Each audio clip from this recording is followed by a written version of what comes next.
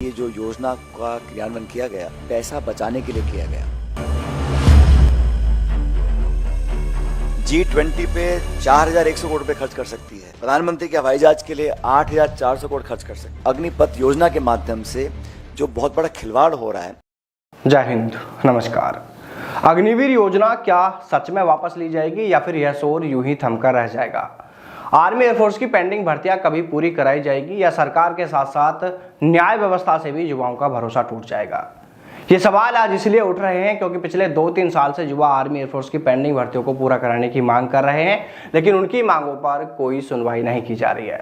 पहले कोरोना का बहाना बताकर इन युवाओं की भर्तियों को यह कहकर रोक दिया गया कि जैसे ही कोरोना से हालात सामान्य होंगे तो उनकी भर्तियों को पूरा कराकर उन्हें ज्वाइनिंग दे दी जाएगी। और फिर सभी युवा इसी इंतजार में बैठे भी रहे कि यार कब सेना और सरकार उनकी अधूरी भर्तियों को पूरा कराएगी और कब जाकर उन्हें उनका हक मिल सकेगा और कब जाकर उनका सेना में भर्ती होने का सपना पूरा हो सकेगा। लेकिन इन युवाओं को नहीं पता था कि उनके साथ में बड़ा छल किया जाएगा, उनके साथ में बड़ा धोखा किया जाएगा। सरकार ने अग्निपथ योजना लागू कर सेना में न सिर्फ परमानेंट नौकरी खत्म कर 4 साल की नौकरी कर दी गई, बल्कि उन युवाओं की भर्तियों को भी रद्द कर दिया गया, जिसके लिए उन्होंने कई साल तक पसीना बहाया था, तैयारियां की थी।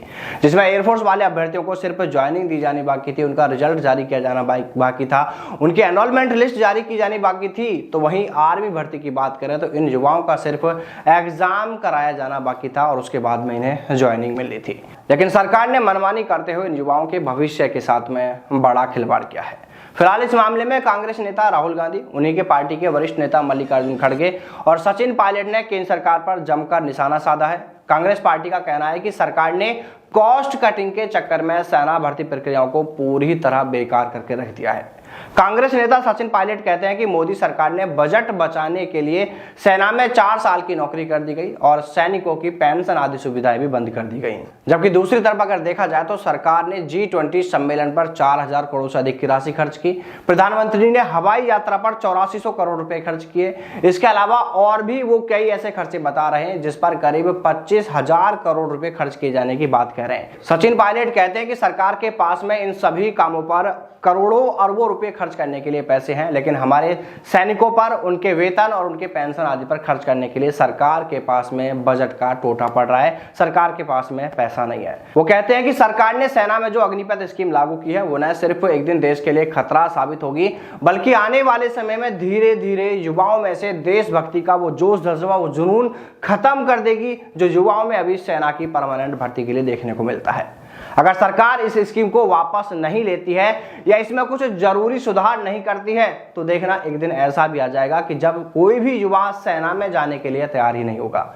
इसलिए केंद्र सरकार को समय रहते इस पर विचार करना चाहिए। देश के बुद्धिजीवी लोगों को भी इस पर मंथन करना चाहिए, उन्हें भी आगे आना चाहिए और सरकार पर देश हित में इस योजना को वापस लिए जाने या फिर इसमें जरूरी बदलाव किए जाने के लिए केंद्र सरकार पर दबाव बनाया जाना चाहिए। और अगर सरकार इस योजना को वापस नहीं भी लेना चाहती है तो फिर इसमें जरूरी संशोधन किए जाए। जैसे सैनिकों को 4 साल के बाद कुछ पेंशन राशि दी जाए, उनके वीर गति को प्राप्त होने पर उनको शहीद का दर्जा दिया जाए और उनके परिवार को पेंशन और अन्य वो तमाम सुविधा दी जाए जो एक परमानेंट सैनिक को दी जा रही है, क्योंकि शहादत तो दोनों के लिए बराबर है। इसके अलावा 25% की जगह 75% को 4 साल के बाद परमानेंट किया है, जो अभी 25% इन्होंने अग्निवीर में रखा हुआ है। और इसके अलावा पेंडिंग भर्तियों को पूरा कराकर सरकार को उन युवाओं को उनका हक लौटाया जाना चाहिए जो युवा लंबे समय से इसके लिए मांग कर रहे हैं। दोस्तों, आप इस पूरे मामले को लेकर क्या कहते हैं? आपकी राय कमेंट करके जरूर बताएं। तो चलिए दोस्तों, फिर मिलते हैं सेना में सेना भर्ती से जुड़ी तमाम बड़ी खबरों के साथ। तब तक सावधान रहें, दलालों से दूर रहें, अपना और अपनों का ख्याल रखिएगा। जय हिंद, जय भारत, वंदे मातरम।